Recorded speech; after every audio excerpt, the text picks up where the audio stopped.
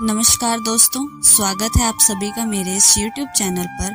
तो आज से मैं आप लोगों को रामायण की कथा सुनाऊंगी, जिसके कुल 7 कांड हैं। तो आज से हम शुरुआत करेंगे पहले कांड से, बाल कांड से।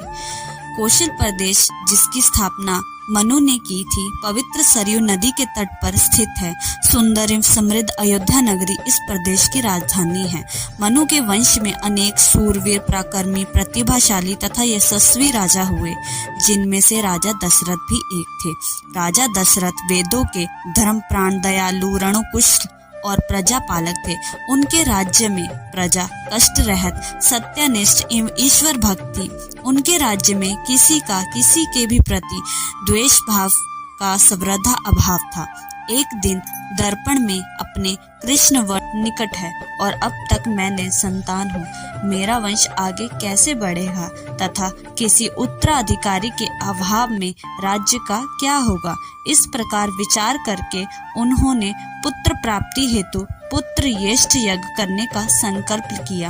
अपने कुल गुरु वशिष्ठ जी को बुलाकर उन्होंने अपना मंतव्य बताया तथा यज्ञ के लिए उचित विधान बताने की प्रार्थना की।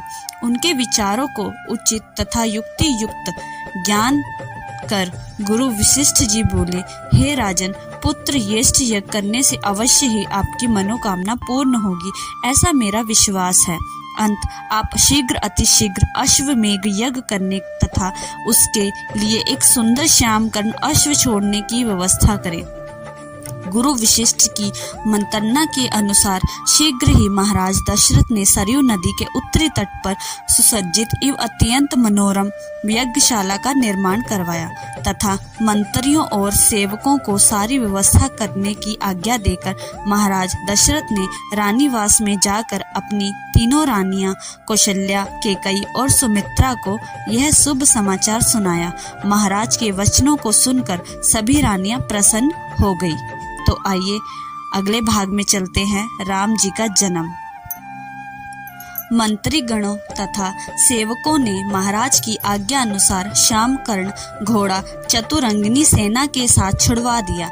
महाराज दशरथ ने देश देशांतर के मनस्वी, तपस्वी, विद्वान ऋषि मुनियों तथा वेद विज्ञ प्रकांड पंडितों को यज्ञ संपन्न कराने के लिए बुलावा भेज दिया।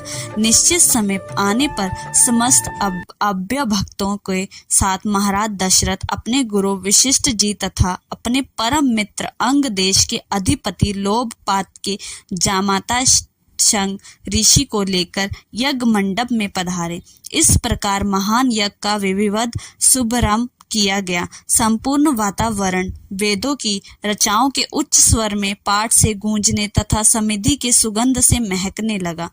समस्त पंडितों, ब्राह्मणों, ऋषियों आदि का यथोचित धन धान्य गो आदि भेंट करके सादर विदा करके साथ यज्ञ की समाप्ति हुई। राजा दशरथ ने यज्ञ के प्रसाद चरा को अपने महल में ले जाकर अपनी तीनों रानियों में वितरित कर दिया। प्रसाद ग्रहण करने के परिणाम स्वरूप परम पिता परमात्मा की कृपा से तीनों रानियों ने गर्भ धारण किया।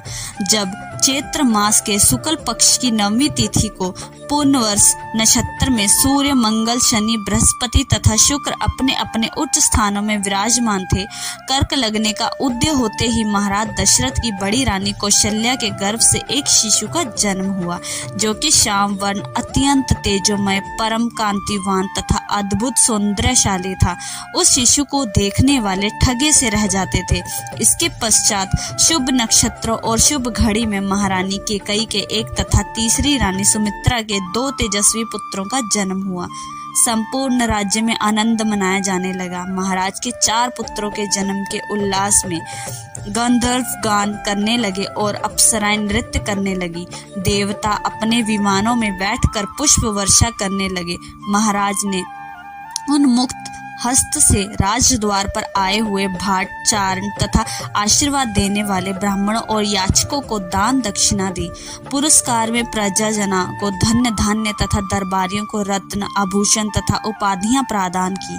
चारों पुत्रों का नामकरण संसार महर्षि वशिष्ठ के द्वारा कराया गया तथा उनके नाम रामचंद्र, भरत, लक्ष्मण और शत्रुघ्न रखे गए। आयु बढ़ने के साथ ही साथ रामचंद्र गुणों में भी अपने भाइयों से आगे बढ़ने तथा प्रजा में अत्यंत लोकप्रिय होने लगे। उनमें अत्यंत विलक्षण प्रतिभा थी, जिसके परिणाम स्वरूप अल्प काल में ही वे समस्त विषयों में पारंगत हो गए। उन्हें सभी प्रकार के अस्त्र शस्त्रों को चलाने तथा हाथी, घोड़े इन सभी प्रकार के वाहनों की सवारी में उन्हें असाधारण निपुणता प्राप्त हो गई। वे निरंतर माता पिता और गुरुजनों की सेवा में लगे रहते थे। उनका अनुसरण शेष 3 भाई भी करते थे।